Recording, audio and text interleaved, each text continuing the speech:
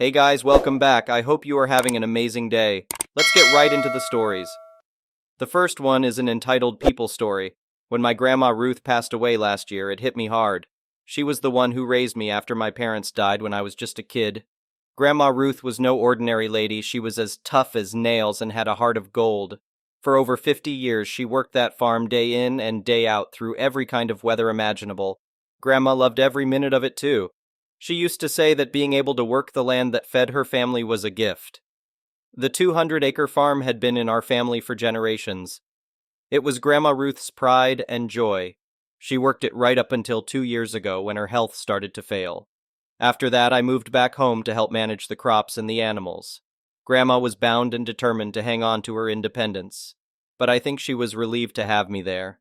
Last spring, when the doctor gave us the news that Grandma only had a few months left, we had some long talks about what would happen to the farm. She made it crystal clear that she was leaving it to me in her will. Jamie, you're the only one left in this family who cares about this land as much as I do, she said. I know you'll take good care of it when I'm gone. I promised Grandma I would keep the farm running just how she would want me to. In her final days, she seemed content, knowing that the land she loved so much would stay in the family. After we buried Grandma, I met with her lawyer about the will and the transfer of the farm to my name. He assured me everything was in order and that I would have the new deed within a few weeks. I was working in the barn one day when I heard an engine roaring up the driveway. I stepped outside to see a brand new BMW SUV parked by the house. The driver's side door swung open and out stepped Logan Weston. Logan was the son of our town's mayor. We'd gone to school together years ago, but we'd never been friends. He was arrogant back then, and it didn't seem like much had changed. He was still wearing designer clothes and an entitled sneer. Well, if it isn't little Jamie Dixon, he said, strolling over. Never thought you'd amount to much, yet here you are living on my farm. I stared at Logan in disbelief. Your farm? What are you talking about? He let out an obnoxious laugh. I'm talking about the farm that my Grandma Ruth left to me when she died. I'm here to start evaluating some changes I want to make around this dump. My hands clenched into fists. This was never your grandma's farm, Logan. She left it to me. Logan's eyes narrowed. Is that what she told you? Because I've got a legal document that says otherwise. He pulled a paper from his pocket and waved it in my face. This farm now belongs to me. I made out the heading at the top of the page. Last Will and Testament of Ruth Weston. Shocked, I looked closer. It was dated 2 years ago, around the time Grandma's health started declining rapidly. No, I said, shaking my head, this can't be right. Grandma Ruth's mind was going by then. She must have been confused when she signed this. Logan shrugged. Doesn't matter. This will is legal and binding. The farm is mine now. He started heading toward the barn. I'm thinking this old wreck of a barn has got to go. I'll build some luxury cabins here for weekend getaways. Oh, and we'll have to clear out all these fields too. I want to put in a private helipad. I hurried after Logan, my blood boiling. Like hell you will. This farm belongs to my family, not you. Grandma Ruth wanted me to have it. He ignored me and kept walking. I grabbed him by the arm. I said, you're not touching this farm, Logan. Now get the hell off my land before I drag you off myself. Logan yanked his arm away, his expression darkening. Look, white trash, let's get something clear. This property is mine now to do whatever I want with. If you don't pack up your crap and get out by the end of the week, I'll have your hick ass arrested for trespassing. We stood there toe-to-toe, fists clenched, when we heard tires crunching on the gravel driveway. A county police car pulled up the house and Sheriff Barnes stepped out. Afternoon, gentlemen, the sheriff drawled, ambling over. Got a call from a concerned neighbor about you two arguing over some property. Want to tell me what's going on? Logan jumped at the chance to state his case. No need for concern, Sheriff. This farm belonged to my grandmother, and now that she's passed, I'm the rightful owner. But this guy, he jabbed his finger toward me, seems to think he has some claim to my family's land. I shook my head angrily. That's bull. This farm belonged to my Grandma Ruth, not his. I don't know what that so-called will is he's waving around, but she left the farm to me. Sheriff Barnes held up a hand. All right now, simmer down. This sounds like a matter for the courts to settle. In the meantime, until ownership is determined legally, no one is to do anything to the property. He gave Logan a pointed look. Understand?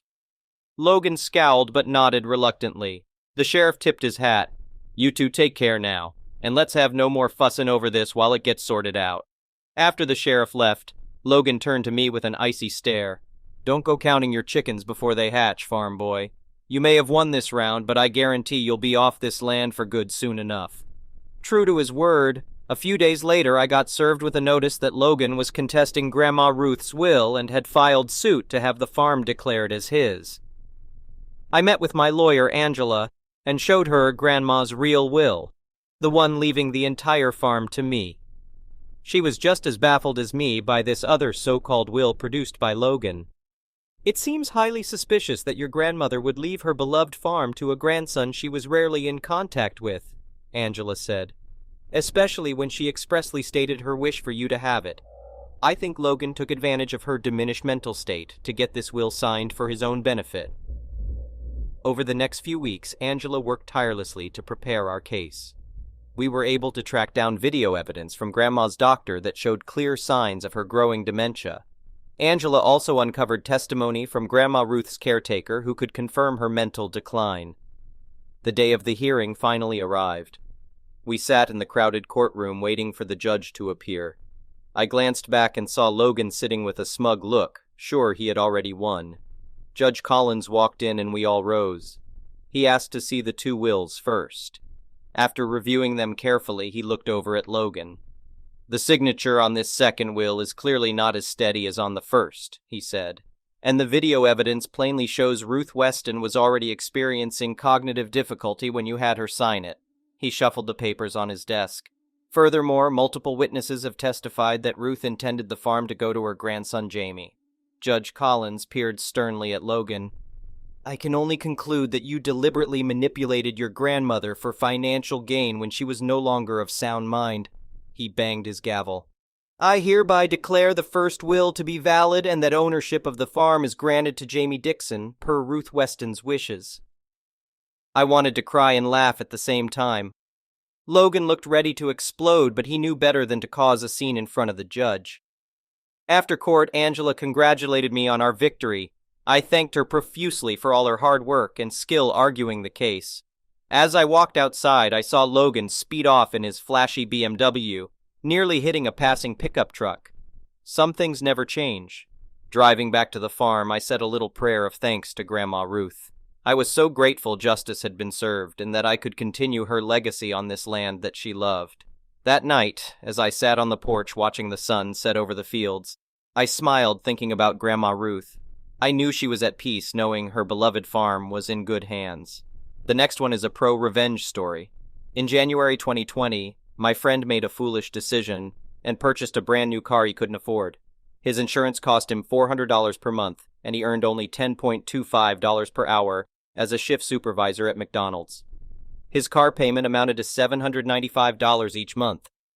Now, with an hourly wage of $10.25 and working 30 hours a week, his weekly income totaled about $300 and approximately $1,230 per month. My friend approached me for help because of my experience in car sales and knowledge of the industry. I examined his paperwork and found that the dealership had overcharged him, but none of their actions were illegal. They had inflated the warranty costs, provided a higher APR, and included add-ons, but these were not against the law. I realized that the only way to help my friend was if the dealership had engaged in illegal activities. I inspected the finance application that my friend had signed, and it accurately listed his income, which triggered an idea in my mind. No bank would approve someone for a $795 car payment when they were only earning $1,200 per month. It simply didn't make mathematical sense. So I began searching through his paperwork for the finance application that the dealership had submitted to the bank. Typically, when you submit a finance application at a dealership, they convert the hand-filled application into an electronic format, which is quite standard.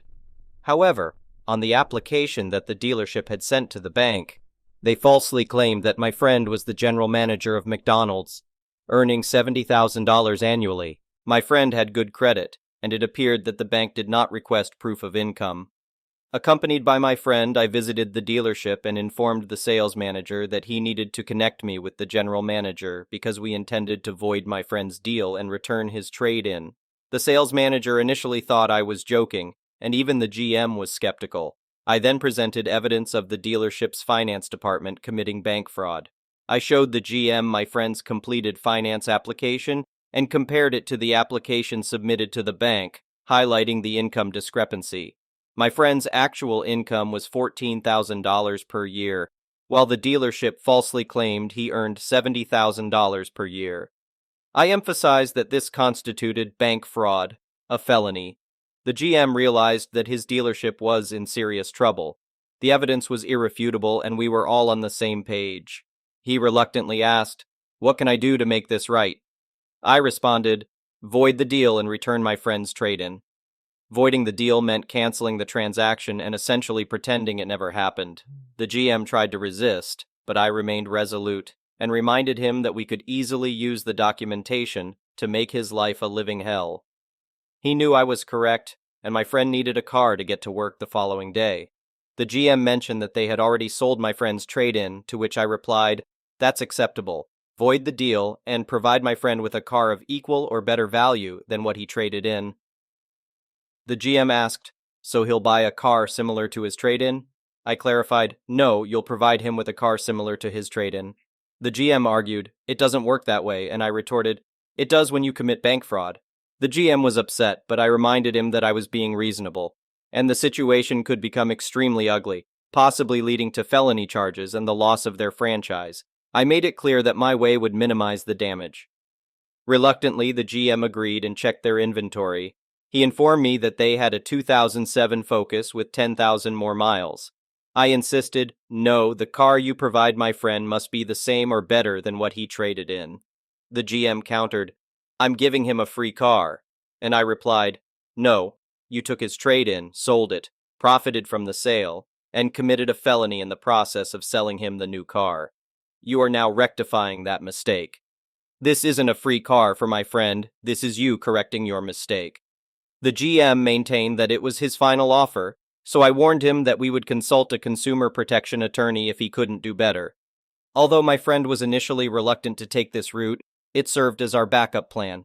As we prepared to leave, the GM requested a moment to consider our proposal.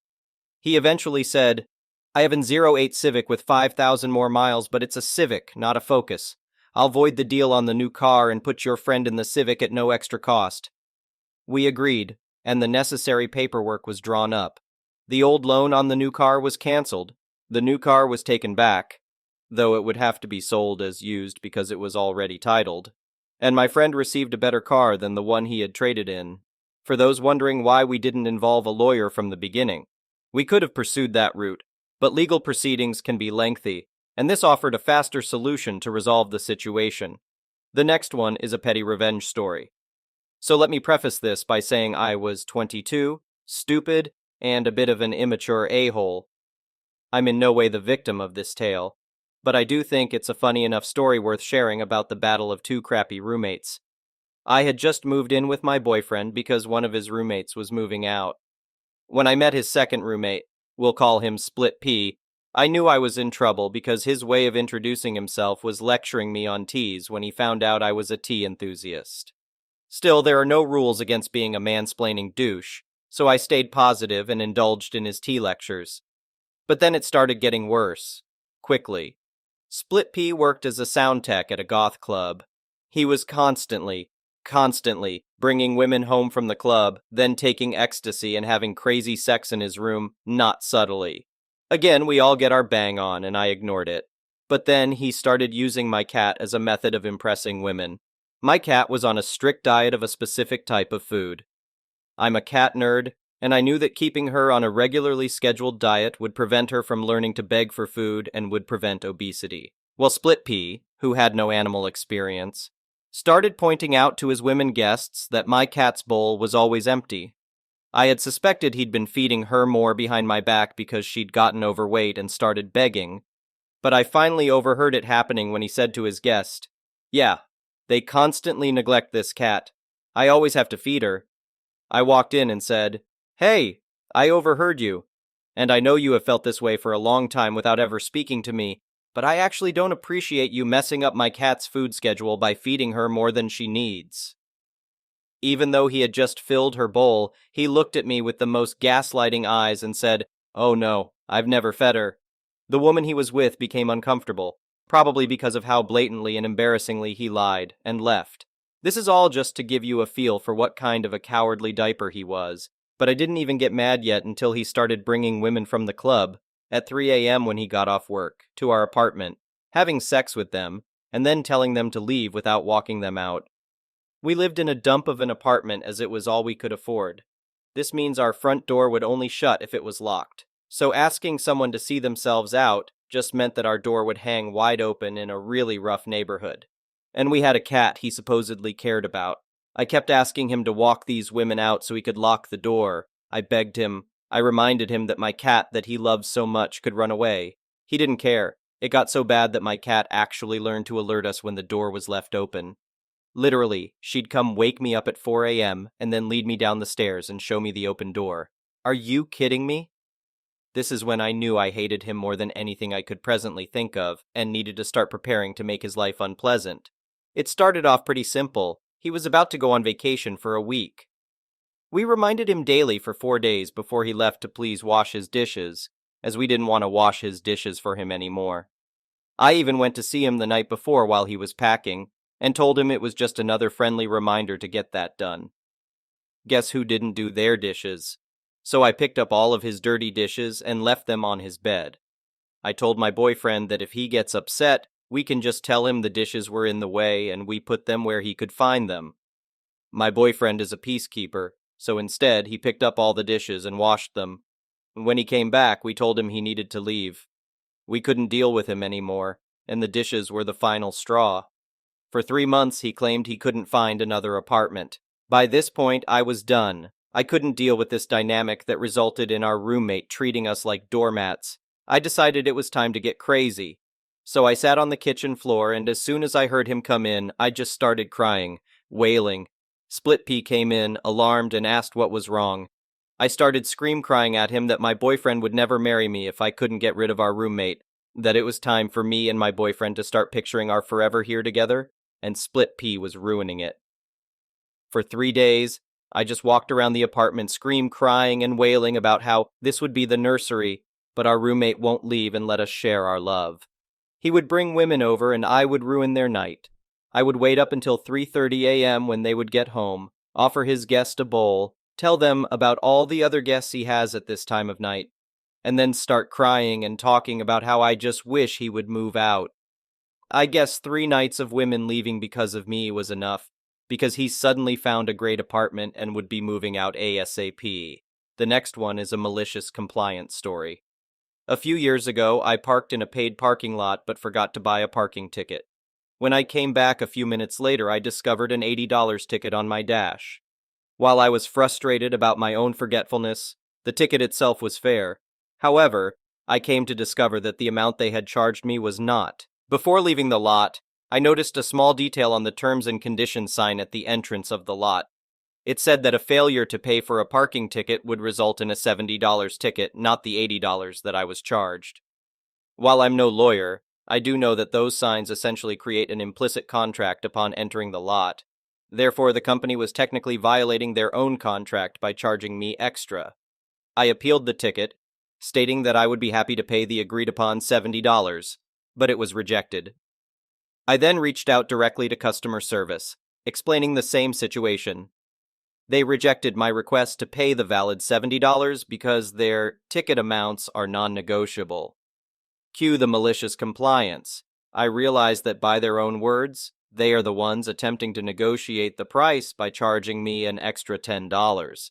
So I called up the supervisor of their claims department. She was already aware of this dispute and immediately attempted to shut me down, saying, "The signage is not up for discussion." I reminded her that their company's policy states that ticket amounts are non-negotiable, and that given what the terms on the sign stated, they were trying to negotiate a higher price. Once again, she shut me down, stating the signage is not up for discussion. The rest of the conversation went something like this. Me: "So where can I escalate this from here?" Her: "There is no more escalation. The next stage is court. Cue more malicious compliance." Me: "Seems silly to go to court over $10, don't you think?" Her: Yeah, it does. Me. Okay, well, I'll begin the small claims court process over the non-negotiable price issue then. Her. Okay. I was having fun at this point and was fully ready to start taking legal steps over this $10 on a matter of principle, and knowing that if I did, the company would immediately cave. Before doing that, however, I sent one final email to the vice president of the company. I explained the whole dispute, explaining the signage, their non-negotiable policy, and how the appeals supervisor told me my next step was to take it to court. I offered them the opportunity to resolve this civilly before going on to that stage. Not even 3 hours later, I got an email back stating that my ticket had been fully cleared as a courtesy. I called their bluff, maliciously complying with the contract and the take it to court attitude, and it worked. As an added bit of pettiness, I replied, thanking them, and CC'd the appeals supervisor. I then directly addressed her, telling her that this is how easily it could have been resolved if she would have actually addressed the signage issue. The moral of this story: push back against parking lot companies. They use shady practices and try to scare people into paying unjustly. Often, a simple but credible legal threat will make any issue disappear. Thank you for watching. I would really appreciate it if you could like the video and subscribe to our channel if you haven't already. We'll see you again tomorrow.